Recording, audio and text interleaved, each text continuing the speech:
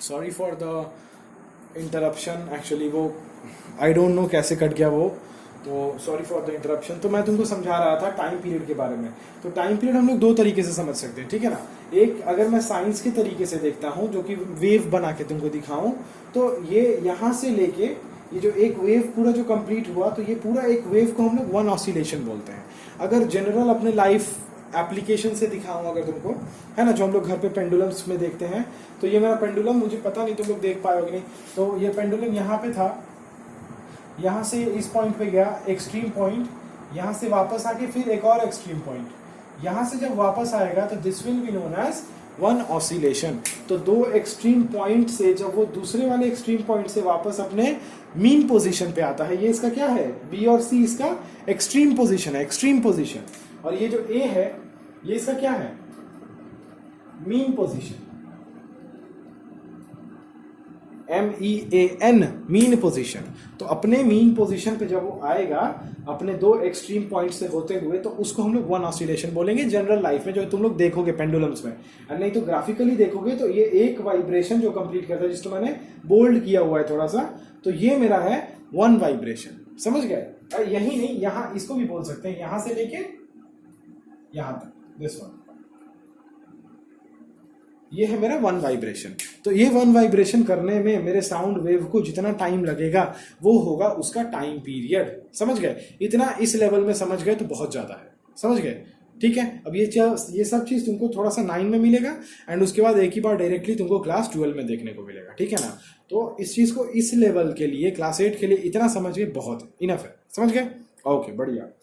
Third लिखो अब तुम लोग, जो हमारा थर्ड है characteristic, that is the third one is the frequency of vibration. Frequency, third is the frequency.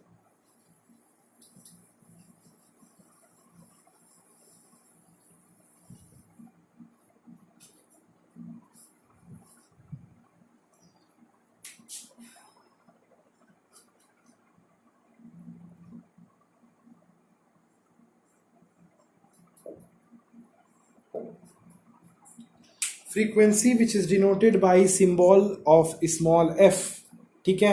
Okay, देखो अब इसका भी तुम लोग पहले डेफिनेशन लिख लो, ठीक है ना। लिखो, the number of oscillations, the number of oscillations made in 1 second, the number of oscillations made in 1 second is called the frequency of vibration, is called the frequency of vibration, is called the frequency of vibration, ठीक है, is called the frequency of vibration। ये हो गया frequency का definition. मतलब हम लोग अभी देखे थे कि वन ऑसिलेशन किसको बोलते हैं, है ना। अभी फ्रीक्वेंसी में पढ़े कि 1 सेकेंड में तुम्हारा वेव जितना सारा कंप्लीट ऑसिलेशंस कर सकता है ना। वो जो वन ऑसिलेशन देखे, तो उस तरीके से 1 सेकेंड में जितना ऑसिलेशंस कर सकता है मेरा वेव, जो भी मेरा वेव है साउंड वेव, तो उसको हम लोग उसका फ्रीक्वेंसी बोलेंगे। जैसे तुम लोग को पता होगा कि हमारे घरों में जो इलेक्ट्रिसिटी आता है, electricity is also kind of wave. And तुमको ये बात पता होगा कि हमारे घरों में जो इलेक्ट्रिसिटी आता है उस इलेक्ट्रिसिटी का फ्रीक्वेंसी कितना होता है पता है तुमको, 60 हर्ट्ज होता है, 60 हर्ट्ज, ठीक है, 60 हर्ट्ज। अब तुम बोलोगे भैया ये 60 हर्ट्ज क्या है ना सर, ये 60 हर्ट्ज क्या चीज़ है। तो मैं बोलूँगा कि कुछ नहीं है, 60 उसका फ्रीक्वेंसी है और हर्ट्ज इसका यूनिट है। जैसे होता है ना, लेंथ का मेरा मीटर होता है, टेम्परेचर का केल्विन सेल्सियस होता है, वॉल्यूम का लीटर होता है। तो उसी तरीके से जब भी हम लोग फ्रीक्वेंसी लिखते हैं तो फ्रीक्वेंसी का एक यूनिट होता है जिसको हम लोग बोलते हैं हर्ट्ज, HERTZ, हर्ट्ज। इसका यूनिट क्या है,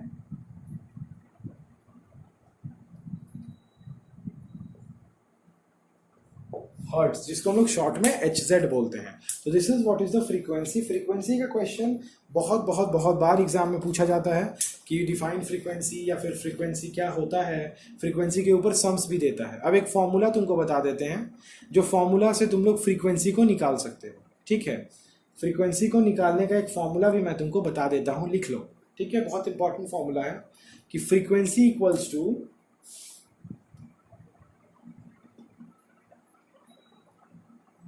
1/, टाइम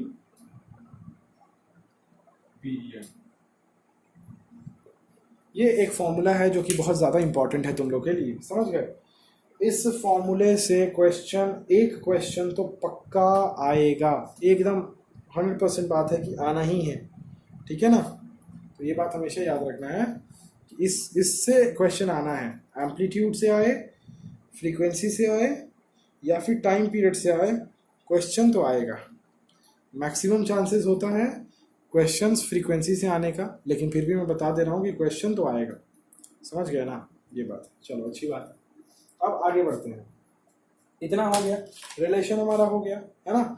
और हम लोग ये भी जान गए कि what are the 3 characteristics of a sound wave, क्या क्या 3 कैरेक्टरिस्टिक साउंड वेव का होता है, समझ गए, अच्छी बात। चलो अभी नेक्स्ट और भी कुछ कैरेक्टरिस्टिक्स हम के बारे में हम लोग जो है वो जानेंगे, जो कि साउंड का कैरेक्टरिस्टिक्स होता है, एंड वो क्या होता है उसके बारे में हम लोग जानेंगे।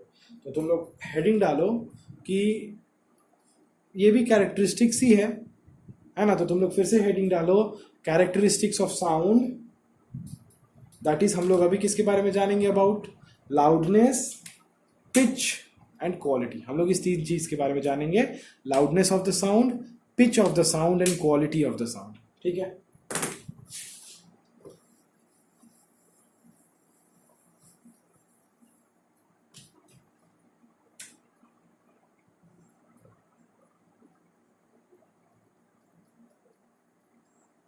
लाउडनेस, ठीक है। तो लाउडनेस, पिच और क्वालिटी के बारे में जानेंगे।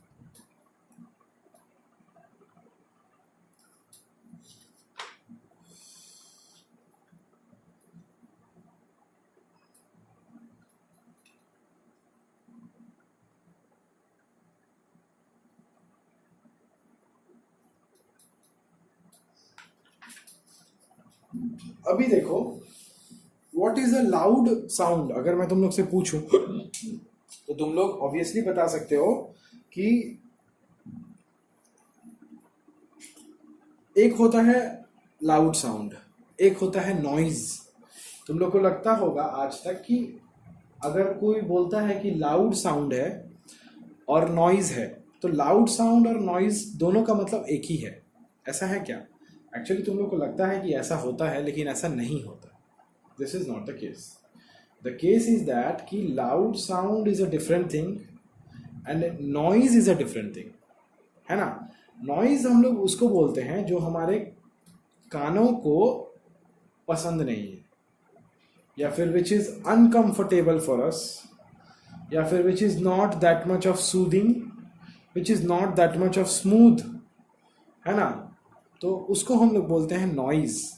एंड लाउड साउंड मतलब, लाउड साउंड इज दैट जिसका एम्पलीट्यूड ज्यादा होता है। जस्ट इतना ही याद रखना है कि लाउड साउंड किसको बोलते हैं हम लोग, कि लाउड साउंड वही होता है जिसका एम्पलीट्यूड ज्यादा होता है।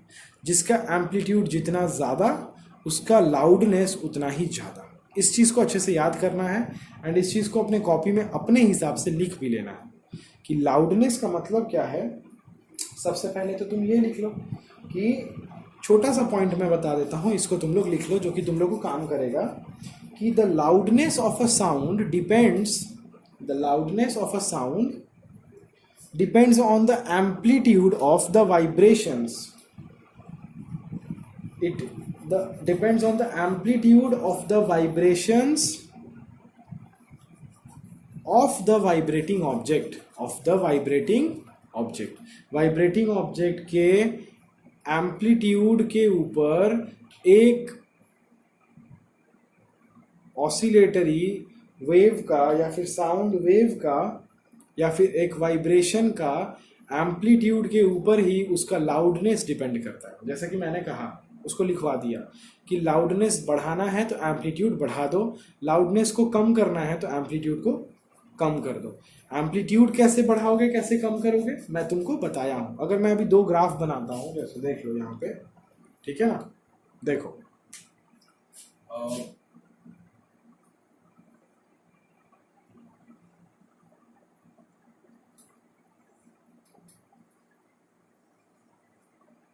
मेरे पास है graph number 1, graph number 2, graph number 1, graph number 2। मैं तुमसे पूछूं कि फिगर देख के क्या लगता है लाउड साउंड कौन सा होगा, तो तुम लोग बोलोगे सर ये वाला होगा सर, क्योंकि इसका एम्पलीट्यूड ज़्यादा है। तो मैं बोलूँगा सही बोल रहे हो, है ना, गुड। तो तुम लोग सही बोल रहे हो कि जिसका एम्पलीट्यूड ज़्यादा है उसका लाउडनेस भी ज़्यादा होगा। वेरी गुड, अच्छी बात है ना, ओके।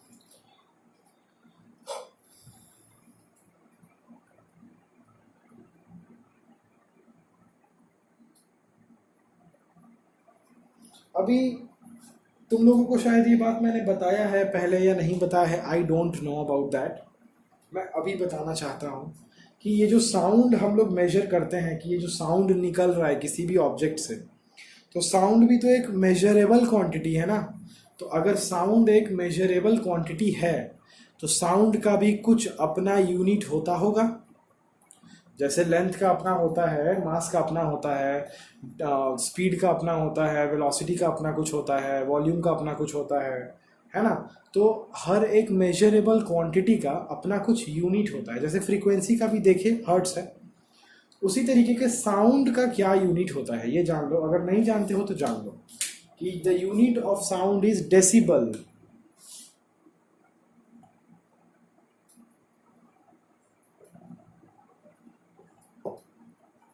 ये याद रखना है इस बात को, ठीक है। The unit of sound is decibel, ठीक है। ये हम लोग को याद रखना है, ठीक है ना, ओके। चलो नेक्स्ट आ जाओ, ठीक है ना। हम लोग अब नेक्स्ट आ जाते हैं किसके ऊपर, पिच के ऊपर। समझ में आ गया, लाउडनेस के बारे में समझ में आ गया, ओके। अब हम लोग आते हैं पिच के ऊपर, पिच ऑफ द साउंड।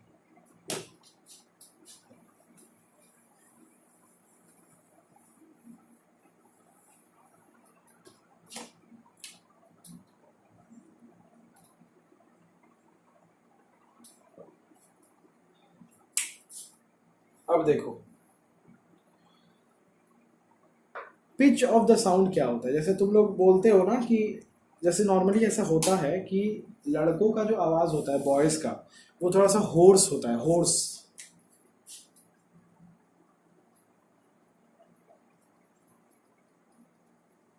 और गर्ल्स का जो साउंड होता है वो थोड़ा सा श्रिल होता है। मतलब जनरली ऐसा देखा भी गया है एंड ऐसा बोला भी जाता है, ऐसा होता भी है कि लड़कियों का जो आवाज होता है, वुमेन्स का या गर्ल्स का जनरली, वो कान में लगता है थोड़ा, है ना, थोड़ा सा वो ज़्यादा श्रिल होता है, वो थोड़ा सा कान में लगता है ऐसा। एंड लड़कों का जो आवाज़ होता है वो थोड़ा सा होर्स होता है ना, जिसको बोलते हैं भारी भारी सा आवाज़ होता है थोड़ा सा। तो वो जो होर्सनेस है साउंड का या फिर जो श्रिलनेस है साउंड का, ये किसके ऊपर डिपेंड करता है तुमको पता है? नहीं पता है। ये डिपेंड करता है upon the pitch of the sound. ये डिपेंड करता है किसके ऊपर? पिच के ऊपर डिपेंड करता है। तुम्हारे साउंड का पिच हाई है या पिच लो है, लो पिच साउंड है या हाई पिच साउंड है, ये डिपेंड करता है कि होर्स साउंड निकलेगा या फिर श्रिल साउंड निकलेगा। समझ गए? तो ये बात मैं तुमको बता दूं कि अब जब मैं ये बोल रहा हूँ तो तुम लोग जान लो, तुम लोग के मन में आएगा ना कि सर बता दीजिए कि श्रिल साउंड कब निकलता है, होर्स साउंड कब निकलता है।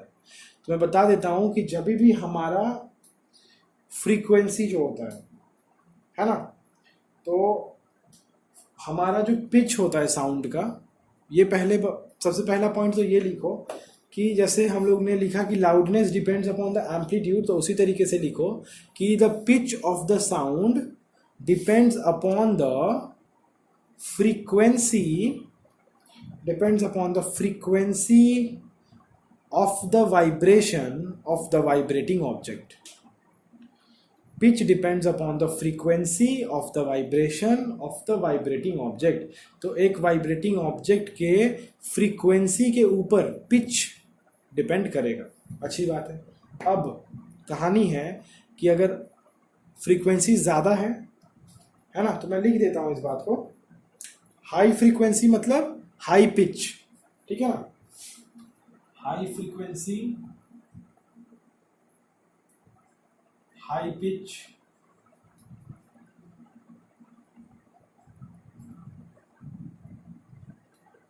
हाई फ्रीक्वेंसी मतलब हाई पिच एंड हाई,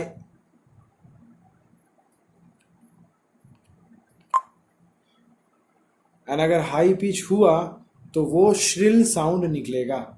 ठीक है ना, समझ गया ना, ओके, बहुत बढ़िया। और सिमिलरली अगर लो फ्रीक्वेंसी है तो लो पिच एंड वहां से निकलेगा होर्स साउंड। समझ गए?